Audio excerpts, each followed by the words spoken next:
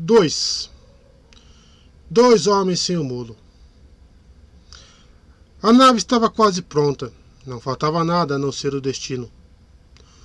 O mulo tinha sugerido um retorno a Trantor, o mundo que era a carcaça de uma metrópole incomparável do maior império que a humanidade já tinha conhecido.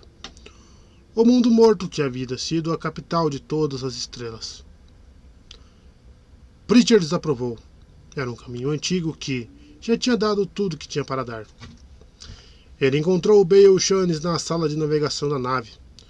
O cabelo encaracolado do jovem estava suficientemente desalinhado para permitir a existência de um único cacho pendurado em cima da testa, como se ele estivesse sido cuidadosamente colocado ali, e os dentes se abriam num sorriso que combinava. Vagamente, o rígido oficial sentiu uma certa animosidade contra o outro. O entusiasmo de Shanes era evidente. Preacher, é muita coincidência. O general respondeu friamente. Não estou ciente do assunto dessa conversa. Oh, bem. Então arraste uma cadeira, meu velho, vamos ver isso. Estou repassando suas notas. São excelentes. Muito obrigado. Mas estive pensando se você chegou às mesmas conclusões que eu. Já tentou analisar o problema de forma dedutiva? Quero dizer, está ótimo vasculhar as estrelas aleatoriamente e conseguir tudo o que você fez em 5 expedições. Foi um trabalho enorme. Isso é óbvio.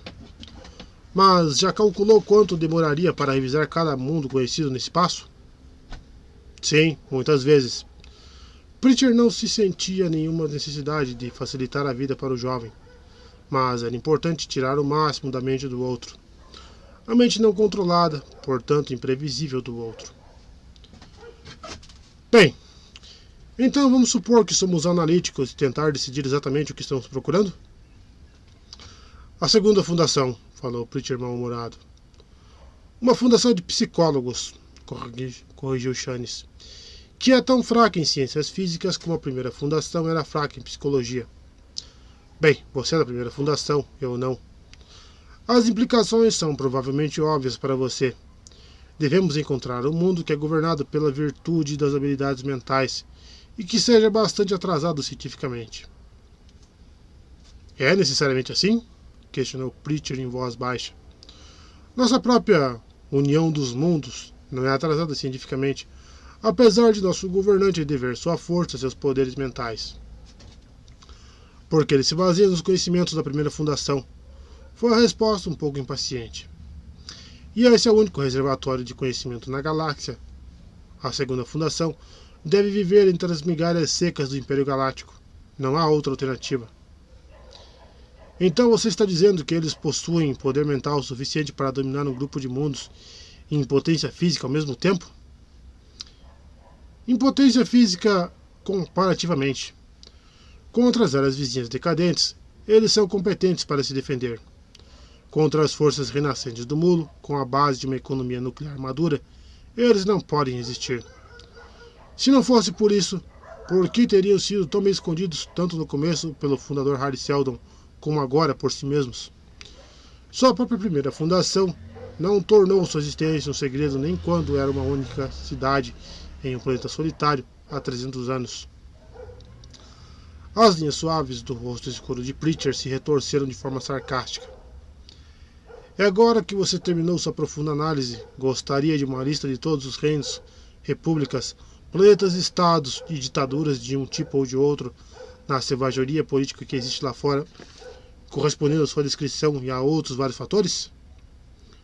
Tudo isso já foi considerado, então? Shanes não perdoa a impertinência. Você não encontrará aqui, naturalmente, mas temos um guia completo das unidades políticas da periferia oposta. Realmente você achou que o mundo iria trabalhar de forma aleatória?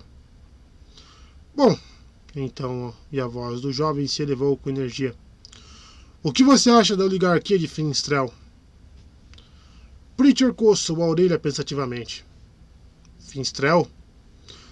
Acho que sei. Eles não estão na periferia, estão?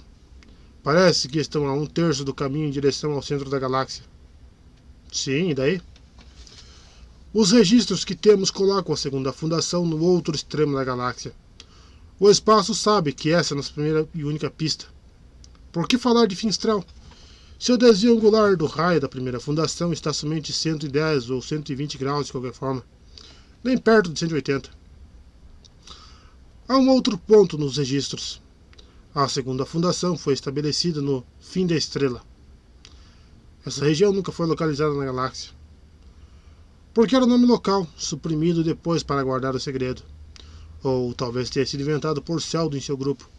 Mas parece haver alguma semelhança entre fim da estrela e Finstral, não acha? Uma vaga similaridade fonética? Insuficiente. Já esteve lá?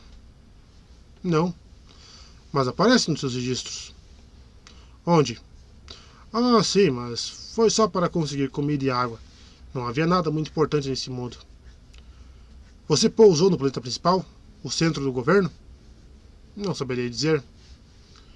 Shannon meditou sob o olhar frio do general. Então disse: Você olharia para a lente comigo por um momento? Certamente. A lente era talvez o mais novo recurso dos cruzadores interestelares da época.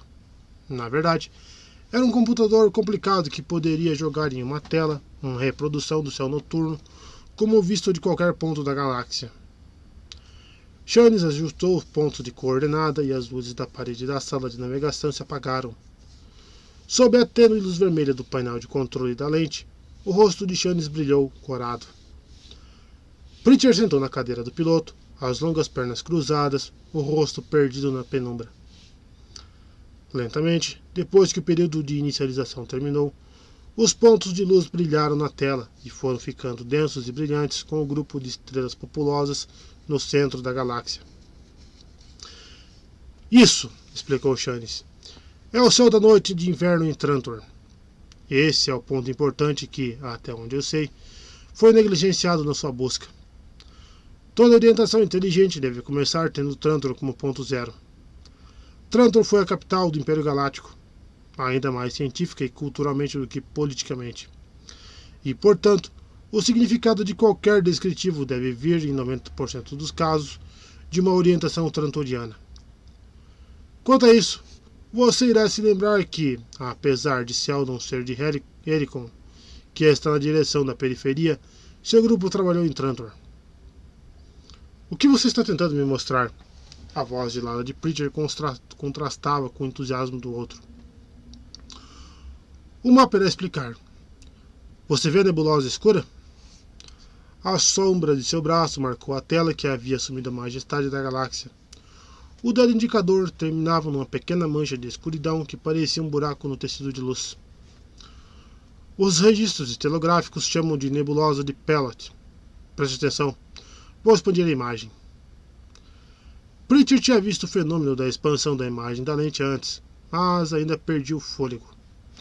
Era como estar olhando pela visitela de uma nave e rompendo em uma galáxia terrivelmente apinhada, sem entrar no hiperespaço. As estrelas divergiam na direção deles, vindas de um centro comum, brilhavam e caíam para fora da tela. Pontos individuais tornavam-se duplos, depois globulares. As áreas nebulosas se dissolviam em uma miríade de pontos. E sempre a ilusão de movimento. Shannon falava enquanto isso. Você perceberá que estamos nos movendo numa linha reta entre Trantor e a nebulosa de Pellet. Assim, efetivamente, ainda estamos olhando de uma direção estelar equivalente à de Trantor. Há provavelmente um pequeno erro por causa do desvio gravitacional da luz, que eu não tenho matemática para calcular, mas tenho certeza de que não pode ser muito significativo. Efeito Doppler? A escuridão estava se espalhando pela tela.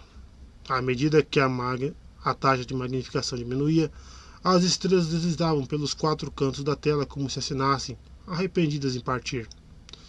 Nas bordas da crescente nebulosa, o universo de estrelas brilhou abruptamente, numa amostra da luz escondida atrás de um redemoinho de fragmentos de átomos de sódio e cálcio não irradiantes que preenchiam parsecs cúbicos de espaço.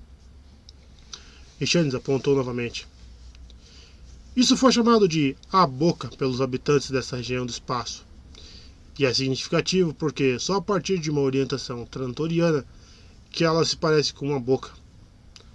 O que ele indicava era uma falha no corpo da nebulosa com o formato de uma boca num esguar desigual de perfil contornada pela glória esplendorosa da luz estelar com a qual era preenchida. Siga a boca, disse Chance. Siga a boca até a garganta enquanto ela se estreita numa fina linha de luz. Novamente, a tela se expandiu um pouco até que a nebulosa se esticou para além da boca, bloqueando tudo o que estava na tela, menos aquele fiozinho estreito. O dedo de Shane seguiu-o silenciosamente até o fim e continuou ainda a se mover até um ponto de uma única estrela brilhava solitária. E lá o dedo parou, pois tudo além era escuridão impenetrável. O fim da estrela, disse o jovem simplesmente. O tecido da nebulosa ali é fino, e a luz daquela única estrela consegue abrir caminho em apenas uma direção, para brilhar em Trantor. Você está querendo me dizer que... A voz do general do mulo morreu desconfiada. Não estou tentando. Aquilo é Finstrel, o fim da estrela. As luzes se acenderam, a lente desligou. Pritchard se aproximou de Chanes em 3 longos passos. O que o fez pensar nisso? E Chanes se esticou em sua cadeira com uma expressão extremamente misteriosa. Foi acidental. Gostaria de ter o crédito intelectual disso, mas foi apenas um acidente. De qualquer forma, independentemente de como foi, funciona. De acordo com as nossas referências, Finstrel é uma oligarquia que governa 27 planetas habitados. Não é avançada cientificamente. E o que é mais importante, é um mundo obscuro que aderiu a uma neutralidade estrita na política local daquela região estelar e não é expansionista. Acho que deveríamos dar uma olhada. Você informou o mundo sobre isso? Não, nem vamos. Estamos no espaço, a ponto de fazer o primeiro salto. Pritchard, sentindo um horror repentino, saltou até a visitela. O frio espaço foi o que viu, depois de ajustá-la. Ele fixou os olhos na vista, depois se virou. Automaticamente sua mão encontrou a curva confortável da correia do desintegrador. Com ordem de quem? Minha, general. Era a primeira vez que Chanes usava o título do outro. Enquanto estávamos aqui, você provavelmente não sentiu a aceleração, porque ela ocorreu no momento em que eu estava expandindo o campo da lente e você, sem dúvida, imaginou que era uma ilusão do aparente movimento das estrelas. Por quê? Por que você está fazendo? Qual foi o objetivo dessa besteira sobre Finstrel, então? Não foi besteira. Estou falando bastante sério. Estamos indo para lá. Partimos hoje porque estávamos agendados para viajar daqui a 3 dias. General, você não acredita que existe uma segunda fundação. Eu sim. Você está apenas seguindo as ordens do mulo, sem fé. Eu reconheço um perigo sério. A segunda fundação teve 5 anos para se preparar. Como eles fizeram isso, não sei, mas... E se eles tiverem agentes em Calgan? Se eu carrego na minha mente o conhecimento da localização da segunda fundação, eles podem descobrir. Minha vida poderia estar em perigo e tenho uma grande afeição por minha vida. Mesmo numa possibilidade fraca e remota como essa, prefiro jogar seguro. Então, ninguém sabe de Finstrel a não ser você. E mesmo assim, só depois de já estarmos no espaço. Mesmo assim, há a questão da tripulação. Chanes estava sorrindo de novo, ironicamente, obviamente com o controle completo da situação. A mão de Pritchard soltou o desintegrador e por um momento um vago desconforto o atingiu. O que o impedia de agir? O que o entorpecia? Houve um tempo em que ele era um capitão rebelde preterido em promoções no Império Comercial da primeira fundação. Quando então seria ele, não esse Chanes, que tomaria as iniciativas rápidas e ousadas como essa? O mundo estaria certo? Somente o controlado estaria tão preocupado em obedecer a ponto de perder a iniciativa? Ele sentiu um forte abatimento, levando um estranho cansaço. Muito bom, falou. No entanto, você irá me consultar no futuro, antes de tomar decisões dessa natureza. O sinal piscante chamou sua atenção. É a sala de máquinas, disse Chanes casualmente. Eles tiveram 5 minutos para preparar tudo e pedi que me avisassem se soubessem algum problema. Quer cuidar do comando? Pritchard concordou com um gesto e refletiu na solidão repentina sobre os males de chegar aos 50 anos. A visitela estava esparsamente estrelada. O corpo principal da galáxia estava enevoado em um dos extremos. E se ele fosse livre da influência do mulo? Mas fugiu horrorizado do pensamento. O engenheiro-chefe Roxlane olhou diretamente para o jovem sem farda, que andava com a segurança de um oficial da armada e parecia estar em uma posição de autoridade. Roxlane, que era membro da armada desde sempre, geralmente confundia autoridades com insígnias específicas. Mas o mulo tinha indicado esse homem, e o mulo tinha, é claro, a última palavra. A única palavra que importava. Nem mesmo subconscientemente ele poderia questionar. O controle dimensional era profundo. Ele entregou o pequeno objeto oval a Shane sem dizer uma palavra. Shane o levantou e sorriu com simpatia. Você é um homem da fundação, não é, chefe? Sim, senhor. Servi na armada da fundação por 18 anos, antes do primeiro cidadão assumir. Treinamento em engenharia? Técnico qualificado, primeira classe. Escola Central de Anacreon. Muito bom. E você achou isso no circuito de comunicação onde eu lhe pedi para procurar? Sim, senhor. Isso é parte do equipamento? Não, senhor. O que é isso? Um hipertransmissor, senhor. Explique melhor, não sou homem da fundação. O que é isso? É um aparelho que permite que a nave seja seguida através do hiperespaço. Em outras palavras, podemos ser seguidos a qualquer lugar? Sim, senhor. Certo. Esse é um avanço recente, não? Foi desenvolvida por um dos institutos de pesquisa criados pelo primeiro cidadão, não foi? Acredito que sim, senhor. E seu funcionamento é um segredo do governo, certo? Acredito que sim, senhor. E aparece aqui. Intrigante. Shane jogou o hipertransmissor metodicamente de uma mão para a outra por alguns segundos. Então bruscamente parou. Leve-o e coloque-o de volta exatamente onde encontrou e como estava. Entendeu? E depois esqueça o incidente, completamente. O chefe reprimiu uma continência quase automática, virou-se e saiu. A nave saltava pela galáxia, seu caminho uma linha de pontos afastados no espaço interestelar. Os pontos referidos eram poucos trechos de 10 a 60 segundos-luz gastos no espaço normal, e entre eles os vazios de muitos parsecs que representavam os saltos pelo hiperespaço. Bem, o Shane sentou-se no painel do controle da lente e sentiu-se novamente a onda involuntária de quase adoração ao contemplar o aparelho. Ele não era um homem da fundação, e a interação de força no giro de uma manivela ou no corte de um contato não era algo familiar. Não que a lente fosse algo comum, mesmo para um homem da fundação. Dentro de seu corpo incrivelmente compacto, existiam circuitos suficientes para localizar, com precisão, 100 milhões de estrelas separadas na posição relativa exata de uma com a outra. E como se isso não fosse suficiente, era ainda capaz de traduzir qualquer porção do campo galáctico de acordo com qualquer um dos 3 eixos espaciais ou rotacionar qualquer porção do campo a partir de um centro. Foi por causa disso que a lente tinha realizado uma quase nova revolução nas viagens interestelares. Nos primeiros dias dessas viagens, os cálculos de cada salto através do hiperespaço significavam uma boa quantidade de trabalho que poderia durar um dia ou uma semana, e a maior parte do trabalho era o cálculo mais ou menos preciso da posição da nave na escala galáctica de referência. Essencialmente, isso significava a observação imprecisa de pelo menos 3 estrelas grandes cujas posições, em referência ao triplo zero galáctico, fossem conhecidas. E é a palavra conhecida o verdadeiro problema. Para qualquer um que conheça o campo estelar bem, a partir de um ponto de referência, as estrelas são tão individuais quanto as pessoas. Salte 10 parsecs, no entanto, e nem seu próprio Sol será reconhecido. Pode nem ser visível.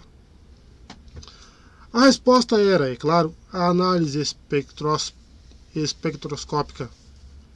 Por séculos, o principal objeto da engenharia interestelar fora a análise da assinatura de luz, de cada vez mais estrelas em detalhes cada vez maiores. Por isso, com a crescente precisão do próprio salto, As rotas padronizadas de viagem através da galáxia foram adotadas, e a viagem interestelar se tornou menos uma arte e mais uma ciência. Ainda assim, mesmo sob a fundação, com computadores melhores e um novo método de escaneamento mecânico do campo estelar atrás de uma assinatura de luz conhecida, às vezes ainda demorava dias para localizar 3 estrelas e depois calcular a posição em regiões com as quais o piloto não estava familiarizado. Foi a lente que mudou tudo isso. Primeiro, porque só existe uma única estrela conhecida. Segundo, mesmo um principiante como Chanes consegue operá-la. A estrela importante mais próxima, no momento, era Vinci Centauri, de acordo com os cálculos do salto. Ela aparecia na visitela, uma estrela brilhante bem no centro. Chanes esperava que fosse Vinci Centauri. A tela do campo da lente estava projetada bem ao lado da visitela e com dedos cuidadosos, Chanes inseriu as coordenadas de Vinci Centauri. Ele fechou um transmissor e o campo estelar surgiu brilhante. Nele também uma estrela brilhante estava centralizada, mas parecia não haver ligação entre as duas. Ele ajustou a lente ao longo do eixo C e expandiu o campo galáctico para onde o fotômetro mostrava 2 estrelas centralizadas com brilho igual.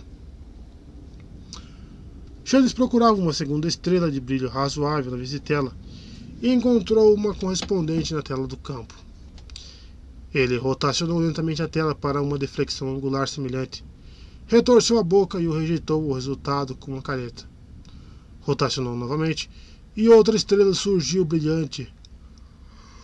Depois uma terceira. Então sorriu, era isso. Talvez um especialista com treinamento em percepção de relações poderia ter achado a primeira tentativa, mas ele estava feliz com 3. Esse era o ajuste. No passo final, os 2 campos se sobrepunham e se mesclavam em um mar de não muita certeza. A maioria das estrelas tinha duplos quase perfeitos, mas o ajuste fino não demorou muito. As estrelas duplas se uniram num campo, um campo permaneceu, e a posição da nave poderia agora ser lida diretamente nos mostradores. Todo o procedimento tomara menos de meia hora. Chanes encontrou Ramplicher em seus aposentos, o general aparentemente se preparando para dormir. Ele levantou os olhos. Novidades? Nada em especial. Estaremos em Finstral em um outro salto. Eu sei. Não quero incomodá-lo se você pretende descansar, mas dê uma olhada no filme que conseguimos em Sil. Ramplicher olhou com desprezo para o objeto em questão, que estava numa caixa preta sobre uma estante abaixo de livros. Sim. E o que achou? Acho que, se já existiu uma ciência da história, ela se perdeu nesta região da galáxia. Chanes abriu um sorriso. Entendo o que está falando. Bastante estéril, não? Não se você gostar de crônicas pessoais dos governantes. Provavelmente, nada muito confiável, eu diria, nas 2 direções. Onde a história se preocupa principalmente com as personalidades, os esboços podem ser tanto positivos quanto negativos, de acordo com os interesses do escritor. Acho isso tudo bastante inútil. Mas há uma parte sobre Finstral. Foi isso que quis mostrar quando lhe entreguei o filme. É o único que pude encontrar que cita o planeta. Certo. Eles têm bons e maus governantes. Conquistaram alguns planetas, venceram algumas batalhas e perderam outras poucas. Não há nada especial neles. Não acredito muito na sua teoria, Chanes. Mas você deixou passar alguns pontos. Não percebe que eles nunca formaram coalizões? Sempre permanecem completamente fora da política desse canto das estrelas? Como você disse, eles conquistaram alguns planetas, mas depois pararam. E isso sem terem sofrido nenhuma derrota importante. É como se estivessem se expandindo o suficiente para se proteger, mas não o suficiente para atrair atenção. Muito bem, veio a resposta isenta de emoções. Não tem nenhuma objeção a pousarmos lá. No pior dos casos, será um tempo perdido. Oh, não, no pior, será uma derrota completa. Se for a segunda fundação, lembre-se de que seria um mundo de sábio espaço quantos mulos. O que você pretende fazer? Pousar em algum planeta menos importante, descobrir tudo sobre Finstral primeiro e depois improvisar. Certo, nenhuma objeção. Se não se importa, agora eu gostaria de apagar a luz. Shane saiu com um aceno de mão. E na escuridão de um pequeno quarto em uma ilha de metal perdida na vastidão do espaço, o general Han Pritchard permaneceu acordado, seguindo os pensamentos que o levaram a viagens tão fantásticas. Se tudo que tinha concluído tão dolorosamente fosse verdade, e com todos os fatos estavam começando a se encaixar, então Finstrel era a segunda fundação. Não havia saída. Mas como? Como? Poderia ser Finstrel? Um mundo comum, sem nenhuma distinção? Uma favela perdida no meio dos restos de um império? Uma farpa em meio a fragmentos? Ele se lembrava à distância do rosto seco e da voz fina do mulo, quando falava sobre o velho psicólogo da fundação, Evelyn Miss, o homem que tinha, talvez, descoberto os segredos da segunda fundação. Pritchard lembra-se da tensão das palavras do mulo. Foi como se o assombro tivesse tomado Miss. Era como se algo sobre a fundação tivesse superado suas expectativas, ou tivesse levado a uma distância, a uma direção completamente diferente da que ele tinha imaginado. Se eu pudesse ler seus pensamentos, em lugar de emoções. Mas as emoções estavam evidentes, e sobre todo o resto estava essa imensa surpresa. Surpresa dava o tom. Algo supremamente assombroso. E agora chegava esse rapaz, esse jovem sorridente, tranquilamente alegre com Finstrel e sua medíocre subnormalidade. E ele deveria estar certo. Ele tinha de estar. De outro modo, nada faria sentido. O último pensamento consciente de Pritchard tinha um toque sombrio. Aquele hiperrastreador dentro do tubo etérico ainda estava ali. Ele tinha checado uma hora antes, quando Shane estava longe.